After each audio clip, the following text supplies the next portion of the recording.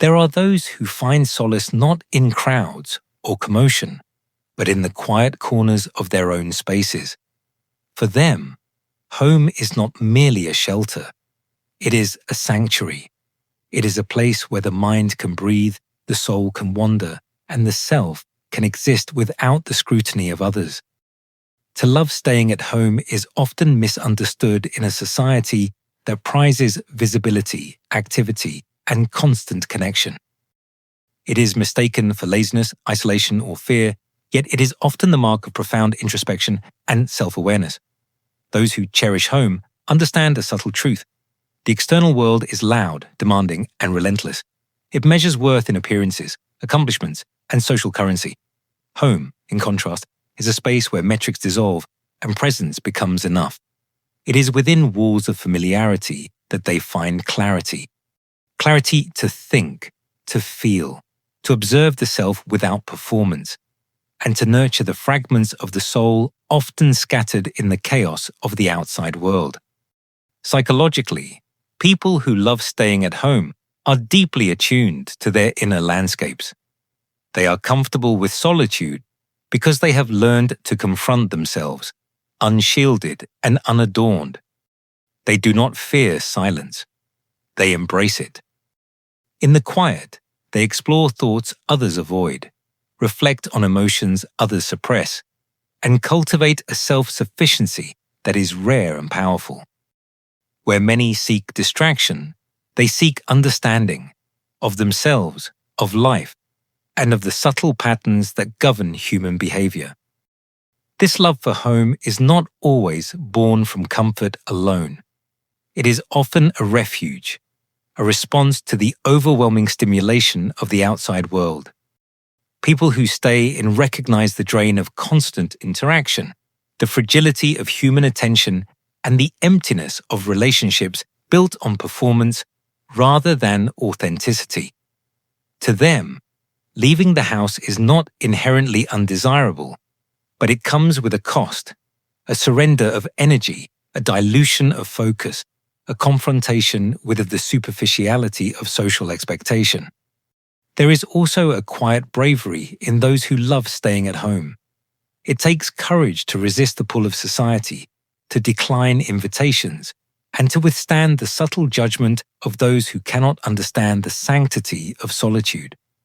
Their choice is a form of self-preservation, yes, but also a subtle rebellion, a refusal to sacrifice depth for display, authenticity for acceptance. They understand that true life is not measured by the number of interactions, the applause of peers, or the validation of strangers, but by the richness of inner experience and the quiet cultivation of one's own mind. Home becomes a laboratory of thought, a canvas of creativity, and a space for emotional attunement. The people who love staying in notice the details others ignore, the way sunlight shifts across a room, the patterns of their own breathing, the rhythm of thoughts unspoken. They savor routines that nurture rather than deplete, reading, reflection, listening, observing. And in this gentle attentiveness, they cultivate an equilibrium that the outside world cannot provide it. Yet there is loneliness here too. It is not always chosen.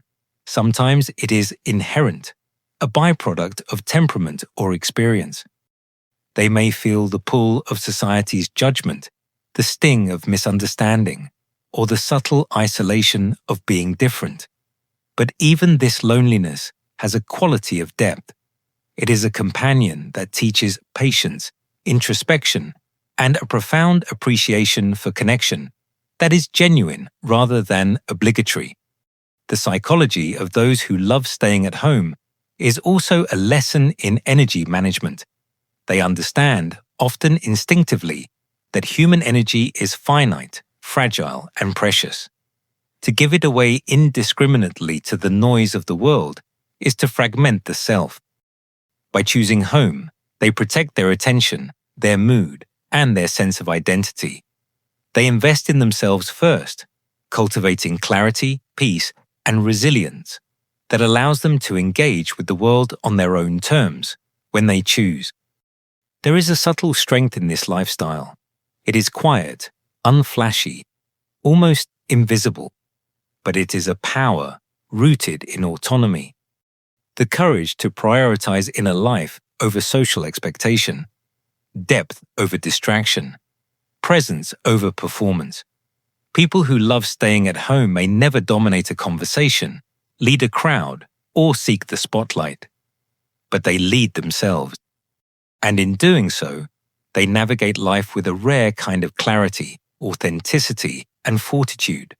In a world addicted to noise, constant motion, and superficial connection, those who find peace at home remind us that the most meaningful journeys are often the ones we take within. They show us that depth, reflection, and self-possession are not the result of activity or recognition, but the conscious choice to nurture the inner world first, to honor the soul in silence. Home as a mirror of the soul. For those who love staying at home, the space around them becomes a reflection of their inner world. Every object, every corner, every quiet shadow carries meaning. Their rooms are not merely walls. They are sanctuaries of thought, repositories of memory, and canvases for their inner life. The way they arrange their space, the rituals they maintain, the way they move through silence, all reveal a profound awareness of themselves. Home is not a passive refuge. It is an active participant in their psychological well-being. Psychologically, this attachment to home stems from an acute understanding of energy and influence. They sense, often instinctively, that the external world is chaotic and draining. Each interaction, each obligation, each social performance demands something of them, sometimes more than they can afford.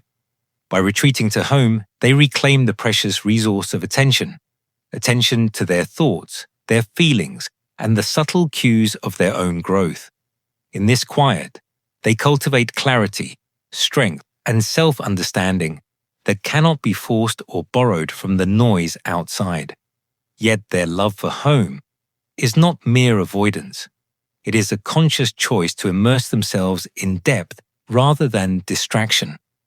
They read, reflect, create, observe, and allow the mind to wander into spaces of insight that the outside world rarely permits. This interior life becomes richer with time, as they learn to find beauty in small details, solace in routines, and understanding in the rhythm of their own being. There is also a subtle resilience in this way of life. By choosing to inhabit their inner worlds first, they develop the capacity to engage with the outside world selectively, intentionally, and meaningfully. They do not scatter themselves across every social demand.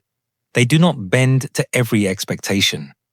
Their silence and solitude are forms of preparation, mental and emotional armor that allows them to enter the world on their own terms.